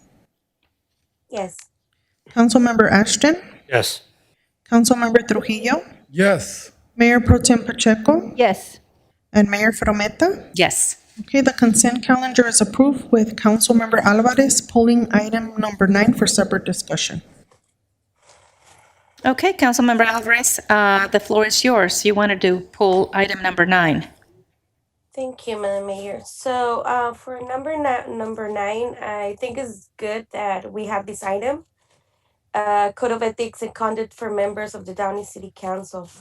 And I am glad that we are doing it because I was disappointed that we did this for the commissioner before, but we didn't put ourselves before. And everyone can see my vote on that. So I have a few questions about this item, and I'm wondering if there's any code of ethics for the city staff as well. And also I would like to ask why this was a consent calendar item and not an administrative item like we did with the commissioners. And lastly, I would like to say that there should be having a universal code of ethics for all, not just one or other, for all. Thank you. Thank you, Councilmember Alvarez. I will attempt to answer a couple of your questions. Number one, in regards to not having it as an administrative report, when we met during our last council meeting, we discussed the Code of Ethics for commissioners and pretty much the language that we agreed upon to be adopted was going to be the same for the city council members. And so rather than, taking action at that time, we wanted to make sure that we brought it back and voted on that. So there was no need to spend time reviewing something that was reviewed 2 weeks ago. Secondly, for elected officials, and again, we looked at other cities to see what they had, and we looked at other cities to make sure that, they had what we were looking for. For city staff, we are not employees of the city, we are elected officials. When individuals get hired by any type of organization, they have their own set of policies and codes of conduct that they need to adhere to. And so we're not here to dictate what city staff should or should not do. We are not the ones that hire the city staff.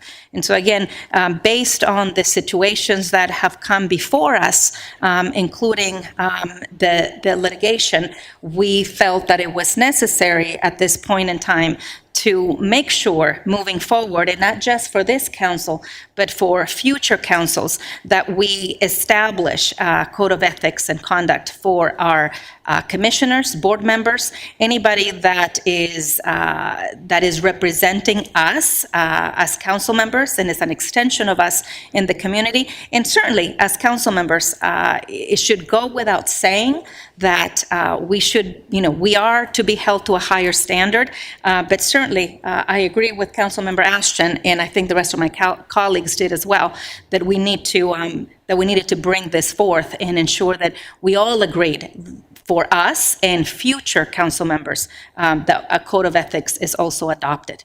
I hope I've answered your questions. I don't know if my colleagues have anything else to add, or anybody else.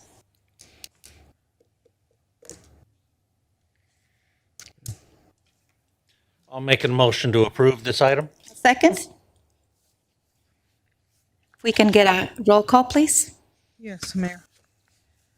Councilmember Alvarez, Yes. Councilmember Ashton, Yes.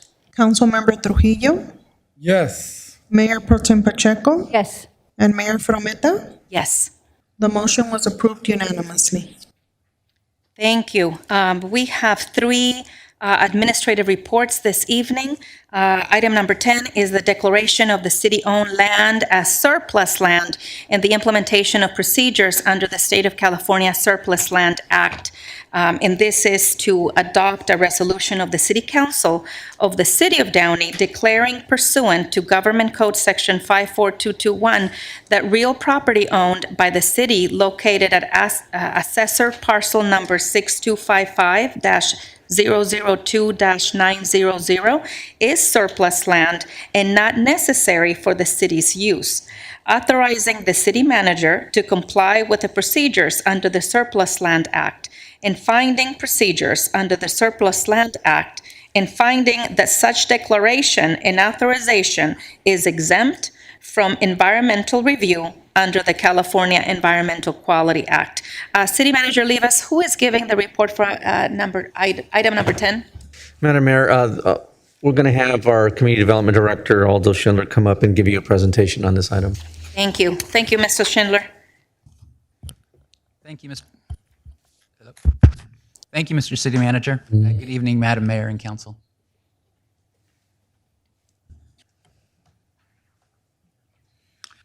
Before we discuss Before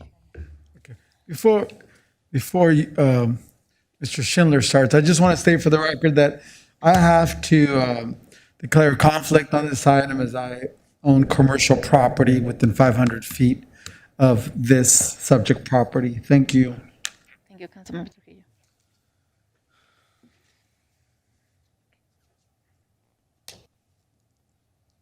Thank you once again, Madam Mayor and Council. Before we jump into what the Surplus Land Act is, I wanted to give some brief background as to what brought us here tonight. So on the screen, we have an aerial of the corner of Firestone and Dolan, specifically where the former Denny's site is located, and adjacent to the west, the Dollar Tree and grocery outlet stores.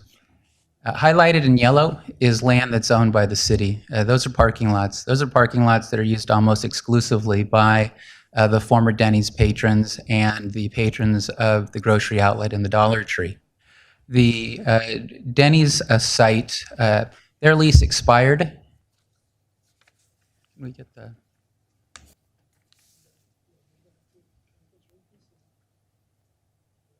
There we go. Thank you. Sorry about the pause. The lease at the former Denny's site expired in December of 2019. The property ownership at that site changed hands last year. The current owner approached staff recently and was interested in buying the portion of property that's in front of the Denny's site, and that's the portion that's highlighted in blue. So only that site that he was interested in purchasing. So for obvious reasons, the owner wanted to control the parking that's in front of his building and behind his building to give him a better opportunity to lease the site to a new use. The owner is looking to lease the site to a new restaurant or some retail. He hasn't determined what that best use is, but it's going to pretty much remain consistent to what's out there now. And so as we started to do our research in regards to proceeding with the negotiations with that property owner, we came across the state's new Surplus Land Act. On the screen now, we have a street view of that Denny site for your reference also. In regards to the Surplus Land Act, it's a new assembly bill that was signed by the governor in October of 2019 and effective as of January 1st of last year. The goal is to provide affordable housing developers the first opportunity to bid on any properties that are being sold by cities. So what cities need to do is they need to declare their land is surplus land, as we're doing tonight. The definition of surplus land is land that's not needed by the city, therefore it's for sale for private use. Another category is exempt surplus land. A city may take an action to classify land as exempt, but that land needs to be encumbered by tools that have covenants attached to them. So a disposition and development agreement, an exclusive negotiating agreement, or a lease with a right of first refusal or other covenants. Properties that have those types of covenants are seen as exempt, and cities would also have to classify them if they wanted to proceed in the future with a transaction. So based on that, the city needs to offer this land as surplus land to entities that build affordable housing or for open space or for parks. Now that site in question is small. It's 12,500 square feet. So it may be challenging for somebody to build anything on it exclusively. And also where it's located, it lends itself to more of a retail commercial use. If council approves the resolution tonight, staff must produce a written notice to distribute to the affordable housing entities that are on the state of California's Housing Community Development Database. That sample letter is included as Exhibit A in your resolution.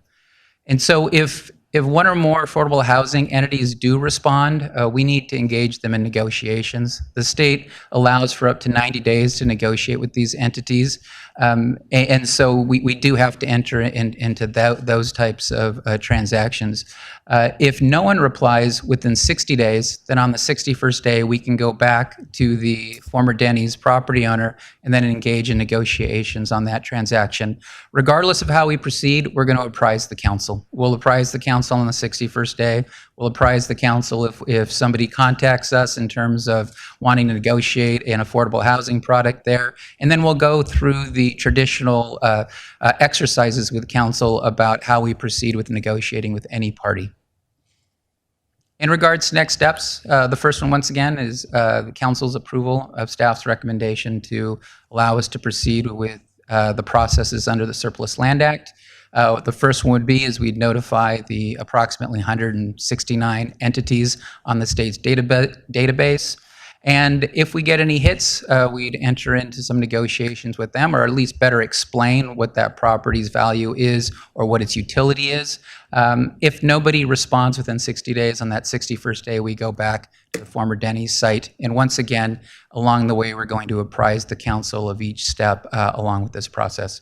That concludes my presentation. I can answer any questions that you might have.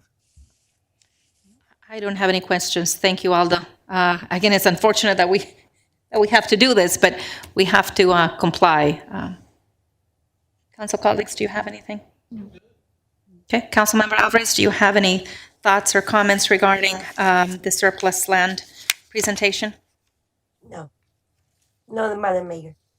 Okay, thank you. Mayor, before we move forward, I would like to just make an announcement. The Exhibit A to the resolution was Speakers on the phone.